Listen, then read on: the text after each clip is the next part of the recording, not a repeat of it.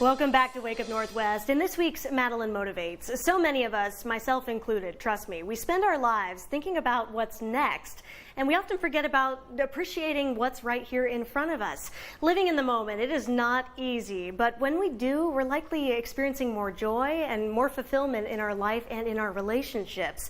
I spoke with Virginia Sliman, an awareness practitioner from Kennewick, to find out what it takes to stay present. Good morning to you. Good morning. How are you, Madeline?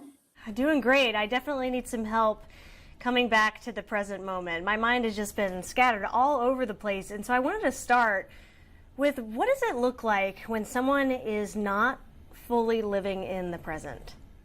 Well, you just suggested a couple of things, right? I feel scattered.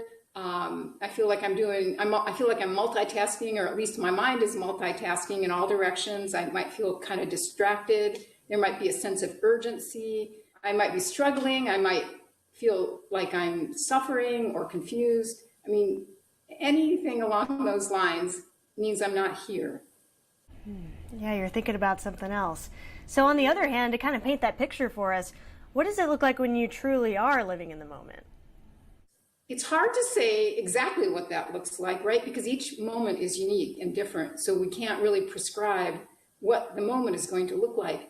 The experience, though, is one of aliveness.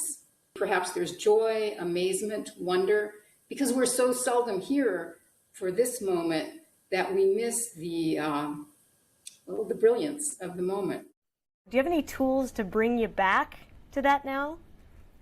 So when we're doing an activity, like if we're at home or even at work, if there's a routine activity that we do, for example, at home, like brushing the teeth, so I can pay attention. I can pay attention to the touch of my hand around the toothbrush handle. I can pay attention to the smell of the toothpaste, to the touch of the bristles on my gums and my teeth. It's a way to come back.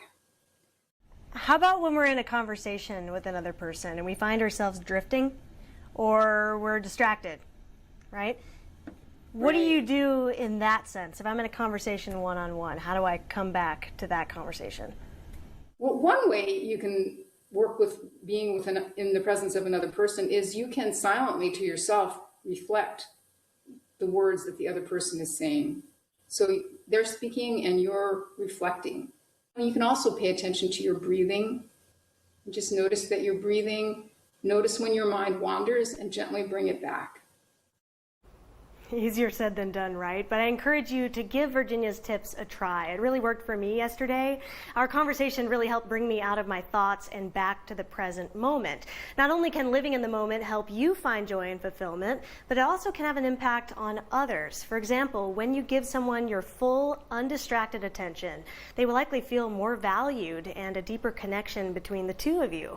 After all, I think that's what we all really want deep down, just to be listened, valued, and heard.